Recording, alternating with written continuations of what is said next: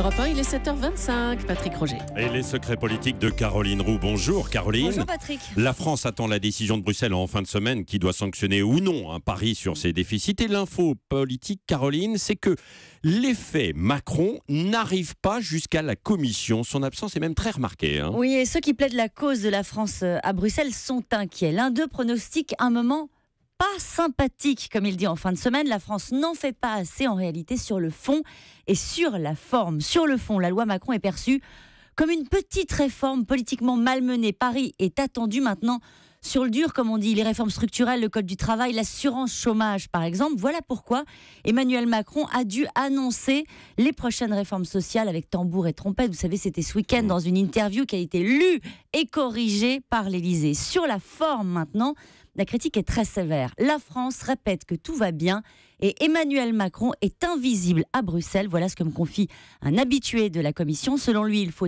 accepter de faire du lobbying. Et il a cette phrase: la Commission, c'est une institution arrogante. Il faut venir leur baiser la babouche. Ça a le mérite d'être clair. Oui, mais à la décharge d'Emmanuel Macron, il avait quand même un petit peu de travail en France. Il devait défendre sa loi au Parlement, y compris d'ailleurs le week-end. C'est vrai, c'est ce qu'on me dit aussi à Bercy. Mais Emmanuel Macron promet de passer désormais un tiers de son temps en Europe. Et en coulisses, il se montre d'ailleurs assez offensif.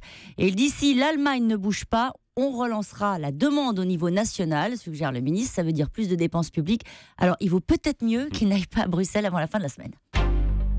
Le bureau national du PS s'annonce tendu. Le PS va devoir tancer les frondeurs, c'est la question politique. Est-ce que les rebelles du Parti socialiste préparent à une charge sévère ou non ? Alors, Patrick, il ne tremble pas, il se gondole devant les menaces des barons du PS dans les médias. L'un d'eux me raconte qu'il n'a pas voté, c'est quand même pas rien, il n'a pas voté la confiance à Manuel Valls et qu'il reçoit toujours de la part du Premier ministre des SMS pour son anniversaire. Donc ça le rassure plutôt sur les intentions du PS et de l'exécutif.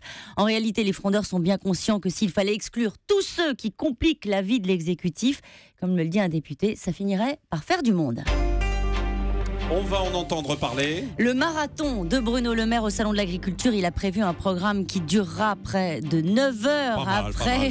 Pas mal, 9 heures. Il y a 12 heures à battre quand même de François Hollande pendant la campagne. Ouais. Avec une délégation d'une dizaine de parlementaires, l'ancien ministre de l'Agriculture ne fait pas dans le détail. Ce n'est pas une visite, vous avez compris Patrick, c'est un déplacement de campagne. Ouais. Petite précision, 12 heures c'était pendant la campagne, évidemment. Oui, mais là il est aussi en campagne, je crois, Bruno Le Maire. Oui, absolument. Les secrets politiques de Caroline Roux, tous les matins à 7h25 sur Europe 1. Demain, Caroline.